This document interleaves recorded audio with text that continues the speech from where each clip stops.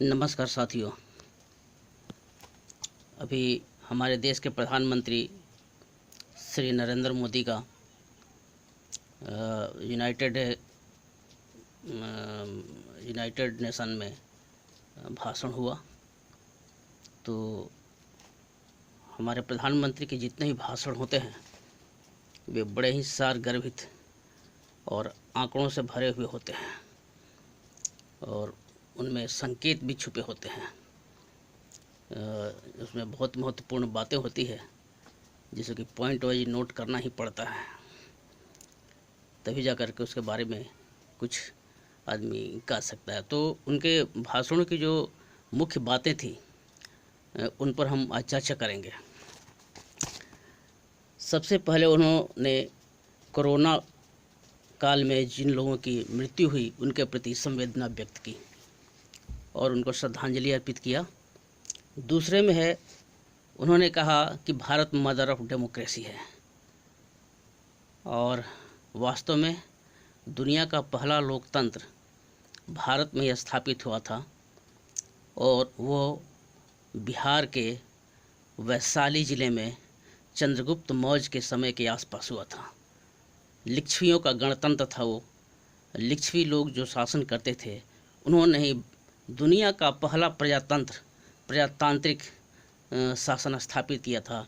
इसलिए भारत को mother of democracy कहते हैं और जिसका उल्लेख मोदी जी ने आज अपने भाषण में किया और ये कहा कि हजारों वर्ष पुराना लोकतंत्र हमारे यहाँ है। तो वे इशारा कर रहे थे बिहार के मगध के बगल में लिच्छवियों का जो शासन था वैशाली में, उसकी ओर इशारा कर रहे थे। इस तरह से उन्होंने सारी दुनिया को बताया कि प्रजातंत्र के मामले में भारत दुनिया का सबसे पुराना प्रजातांत्रिक व्यवस्था देखने वाला और दुनिया को दिखाने वाला देश है। इसके बाद उन्होंने कहा कि 75वां साल हम अपनी आज़ादी का मना रहे हैं। 75वां साल हम अपनी आज़ादी का मना रहे हैं और हमारे यहाँ एक वाइब्रेंट लोकतंत्र है जहाँ की दर्जनों बोलियाँ हैं, सैकड़ों बोलियाँ हैं और दर्जनों भाषाएं हैं और सभी यहाँ पर सभी जीवंत और फल फूल रही हैं। इस तरह से दुनिया की एक वाइब्रेंट डेमोक्रेसी हम लोग बने हुए हैं। तीसरा पॉइंट ये है कि उन्होंने अपना दिखाया कि हमारे लोकतंत्र में सबसे कमज़ोर तबका भी सबसे ऊंचे पद तक पहुंच सकता है। ये हमारे लोकतंत्र की ताकत है। उन्होंने बताया कि बचपन में स्टेशन पर चाय बेचकर और अपने परिवार की मदद करने वाला एक छोटा बच्चा, वो स्वयं अपने बारे में बोल रहे थे कि स्टेशन पर चाय बेचकर अपने परिवार और अपने पिता की आर्थिक सहायता करने वाला छोटा बच्चा आज भारत का प्रधानमंत्री है और आज चौथी बार यूनाइटेड नेशन के संयुक्त अधिवेशन को वो संबोधित कर रहा है। तो उन्होंने इस तरह से दिखाया कि हमारे लोकतंत्र की ताकत है कि एक साधारण से साधारण आदमी भी किसी भी स्थिति से उठकर यदि उसमें योग्यता है तो सर्वोच्च पद तक पहुंच सकता है। पूरी दुनिया को उन्होंने बता दिया कि वे बचपन में स्टेशन पर चाय बेचते थे और गर्व से उन्होंने बताया इस बात को। उन्होंने कहा कि मैं सबसे लंबे समय तक गुजरात का चीफ मिनिस्टर रहा, उसके बाद 7 वर्षों तक भारत का प्रधानमंत्री रहा और मैंने ये दिखा दिया है कि लोकतंत्र में भी विकास हो सकता है और लोकतंत्र के साथ भी आगे बढ़ा जा सकता है। उन्होंने वहाँ पर दीनदयाल उपाध्याय का भी नाम लिया। स्वर्गीय पंडित दीनदयाल उपाध्याय, उनके एकात्म मानववाद का उन्होंने जिक्र किया कि उनकी नीति थी कि स्वयं से उठकर और इसको अपने समस्त विश्व से जोड़ते हुए जो परिकल्पना विकास की होती है वही है एकात्म मानववाद। मतलब कि मनुष्य अपने स्वयं से उठ कर के समस्त विश्व के बारे में सोचने लगे तो इसे एकात्म मानववाद कहते हैं। इसकी परिकल्पना पंडित दीनदयाल उपाध्याय ने दी थी। और एक और उन्होंने ये बात की कि अंत्योदय, दीनदयाल उपाध्याय के साथ ही उन्होंने अंत्योदय क्या ही उन्हीं के नाम के साथ जुड़ा हुआ ये भी है। अंत्योदय का भी जिक्र किया। अंत्योदय क्या है कि समाज का जो सबसे अंतिम व्यक्ति है वहाँ तक विकास की रोशनी पहुँचे, यही अंत्योदय है। तो उन्होंने बताया कि भारत इसी दिशा में काम कर रहा है। इसके बाद उन्होंने कुछ आंकड़े प्रस्तुत किए। ये हमेशा उनके भाषणों का कुछ ऐसा चीज़ रहा जिसमें आंकड़े रहते हैं। उनके भाषण को आप ऐसे नहीं बता सकते हैं, बहुत सारे आंकड़े उसमें रहते हैं और सब आंकड़ों को आपको नोट करना पड़ता है और तब बताना पड़ता है। तो उन्होंने क्या क्या आंकड़े दिए। पहला उन्होंने दिया कि पिछले 7 वर्ष में जो जनधन खाता वगैरह खुला है, सारे लोगों को बैंकिंग से जोड़ा गया है, तो पिछले 7 वर्ष में 43 करोड़ ऐसे लोगों को भारत में बैंकिंग व्यवस्था से जोड़ा गया था जो पहले उससे दूर थे, माने वे बैंकिंग व्यवस्था में थे ही नहीं। इसके बाद उन्होंने कहा कि 36 करोड़ लोगों को बीमा का कवच दिया गया है, जबकि उनको बीमा के बारे में पहले कुछ था मालूम ही नहीं था और न करवाने की क्षमता थी। तो जनधन अकाउंट वगैरह सब जो खुला तो सारे अकाउंट में बीमा भी चला गया, तो ये 36 करोड़ लोगों का बीमा हो गया। 50 करोड़ लोगों को मुफ्त इलाज की सुविधा। तो ये जो आया है स्वास्थ्य की जो स्कीम वगैरह आई है 5 लाख वाली, ये सब जो है इस सब के बारे में बताते उन्होंने कहा कि 50 करोड़ लोगों को मुफ्त इलाज की सुविधा दी गई है। साथ ही उन्होंने यह भी कहा कि 3 करोड़ घर बनवा करके जो लोग होमलेस थे उनको होम ऑनर बना दिया हमने। वास्तव में ये तो हुआ है। प्रधानमंत्री आवास योजना के अंतर्गत करोड़ घर बनाए गए हैं और जिनके पास घर नहीं था उनको घर दिया गया है। ये बिल्कुल सच है। और उन्होंने एक और बात कही। एक बात उन्होंने ये कही कि हमारे जो 6 लाख गांव हैं, तो गांव जो हैं, गांवों में या वैसे भी कहीं किसी बहुत लोगों के पास प्रॉपर्टी का राइट ही नहीं है। जैसे कि आपका आधार कार्ड है, आधार कार्ड में आपका नाम रहता है, गांव रहता है, ये सब रहता है, उसमें आपकी पहचान तो स्थापित हो जाती है, मोहल्ला स्थापित हो जाता है, गांव स्थापित हो जाता है कि हाँ इस गांव के हैं, यहाँ इनका घर है, पिताजी का ये नाम है। लेकिन प्रॉपर्टी का कोई कार्ड हमारे पास नहीं होता। तो अगर मान लिया कि कोई आदमी, कोई गांव का आदमी जाता है बैंक में लोन लेने के लिए, तो पूछे कि आप गारंटी में क्या देंगे, तो गारंटी में क्या देंगे, तो ज़मीन वगैरह कुछ तो होना चाहिए ना जिस पर कि लोन लिया जाएगा। उसके पास कुछ नहीं, केवल ज़मीन है।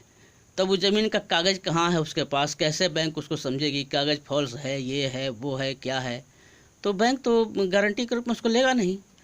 तो मोदी जी ने कहा कि सारे लोगों का जहाँ जहाँ ज़मीन है, सारे ज़मीन का ड्रोन से मैपिंग करवा करके किसके पास कितनी ज़मीन है उसका डिजिटल रिकॉर्ड उसको दिया जाएगा।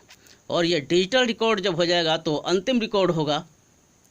और इस तरह से बहुत सारे प्रॉपर्टी के जो विवाद हैं वो विवाद भी नहीं होंगे।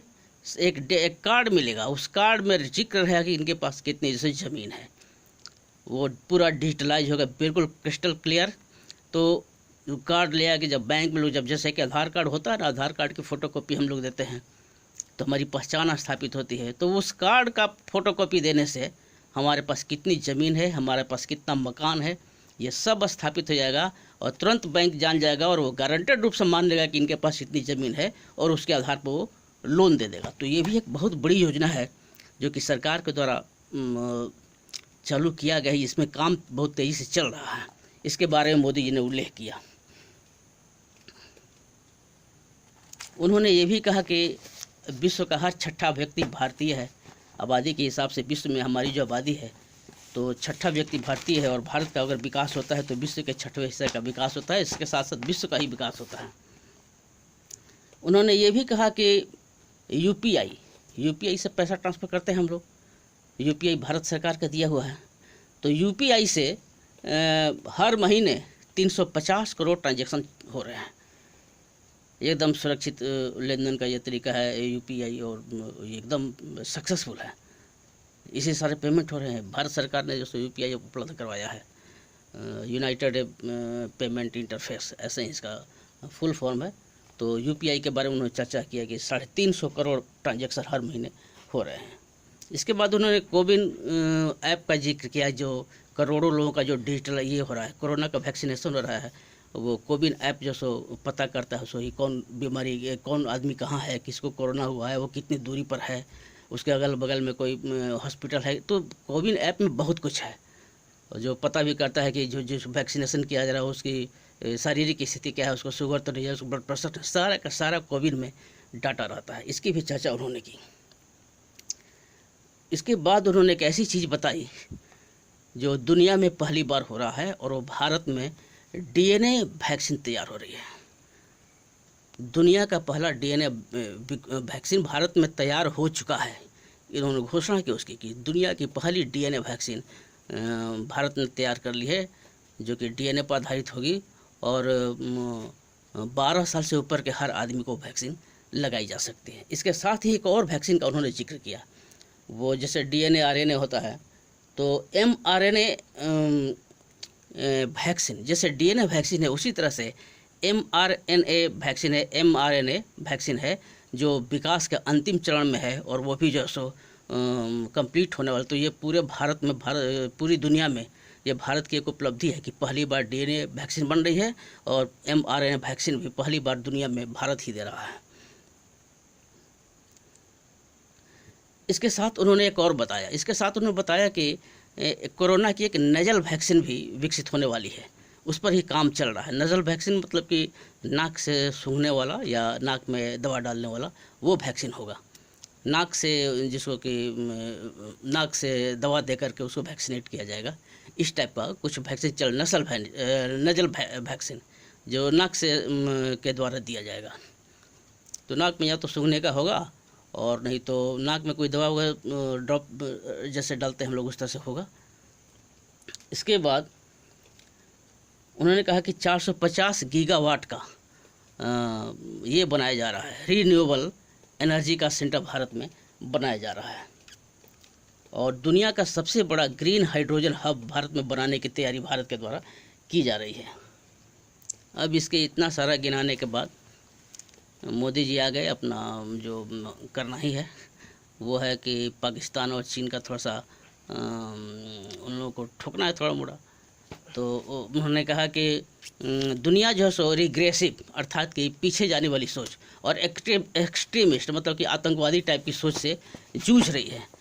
तो इस सोच को ख़त्म करने के लिए पूरी दुनिया को मिलकर काम करना होगा। पाकिस्तान का नाम तो उन्होंने नहीं लिया, लेकिन उन्होंने कह दिया कि कुछ देश ऐसे हैं कुछ जो आतंकवाद को पॉलिटिकल टूल के रूप में इस्तेमाल कर रहे हैं, उन देशों पर लगाम लगाना भी ज़रूरी है। और अफ़गानिस्तान का नाम लेते हुए उन्होंने कहा कि अफ़गानिस्तान में ऐसा नहीं होना चाहिए कि वहाँ पर कोई दूसरा देश अपने स्वार्थ के लिए जाकर के वहाँ पर अपना खेल खेले और अफ़गानिस्तान की धरती को आतंकवाद की तरह से यूज करे। तो ये पाकिस्तान की तरफ इशारा था। नाम तो उन्होंने नहीं लिया, लेकिन पाकिस्तान के बारे में उन्होंने इशारा कर दिया। उन्होंने कहा कि अभी अफ़गानिस्तान में महिलाओं और बच्चों की जो दुर्गति हो रही है, महिलाओं को जो, हालांकि उन्होंने ये नहीं कहा कि महिलाओं को उन पर अत्याचार हो रहा है या उनको मारा पीटा जा रहा है या पढ़ने नहीं दिया जा रहा है, ये सब नहीं कहा, लेकिन उन्होंने कहा कि अफ़गानिस्तान में महिलाओं की स्थिति पर ध्यान देने की ज़रूरत है। इतना ही काफ़ी है। अफ़गानिस्तान में महिलाओं की स्थिति और बच्चों की स्थिति का उन्होंने जिक्र कर दिया। तो बड़ा स्टेज है, वहाँ पर खुल करके बहुत कुछ नहीं कहा जाता है, लेकिन उन्होंने इशारा कर दिया। इसके बाद अब रहा चीन। पाकिस्तान का तो हो गया, अब चीन का भी थोड़ा मोड़ा डोज देना था। तो चीन को उन्होंने कहा कि ये जो हमारे समंदर हैं, ये हमारे समंदर सामान्य सबकी साझा विरासत है। ऐसा नहीं कि कोई अपने सामने वाला समंदर पड़ रहा है, जैसे कि साउथ चाइना सी में चाइना कहता नहीं कि हमारा एरिया, यहाँ से किसी को गुजरने नहीं देंगे, यहाँ का जितना भी खनन करना है हम करेंगे। तो उनके तरफ इशारा करते मोदी ने कहा कि एक्सपेंशन और एक्सक्लूजन मतलब कि विस्तारवाद। तो विस्तारवाद आजकल कौन कर रहा है? चीन ही कर रहा है। विस्तारवादी नीति और दूसरों को वहाँ से बाहर रखने की नीति, ये दोनों नीति जो देश अपना रहे हैं, उन देशों को भी थोड़ा सा सबको मिल करके और उनको सबक सिखाने की ज़रूरत है, ऐसा उन्होंने कहा कि इस नीति को रोकना हुआ। यह साफ साफ इशारा चीन की तरफ था। चीन का नाम नहीं लिया, लेकिन ये चीन की तरफ ही इशारा था।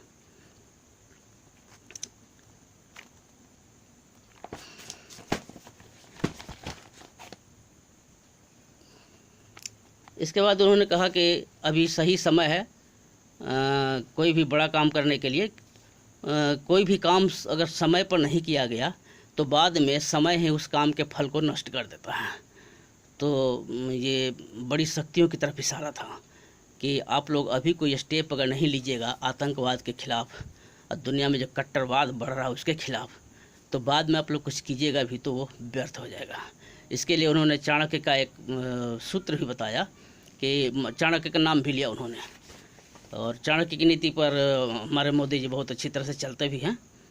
तो चाणक्य नीति उन्होंने खूब पढ़ी है, तो उन्होंने चाणक्य का नाम लिया है।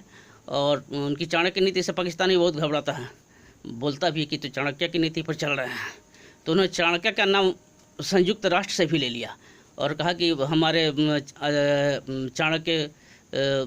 चाणक्य ने कहा है कि समय पर अगर काम नहीं किया जाए कोई, तो समय ही उस काम के फल को नष्ट कर देता है। तो मोदी जी चाणक्य नीति बड़ा ध्यान से पढ़ते हैं, और चाणक्य की नीति यह भी है कि दुश्मन को जड़ से ख़त्म करना।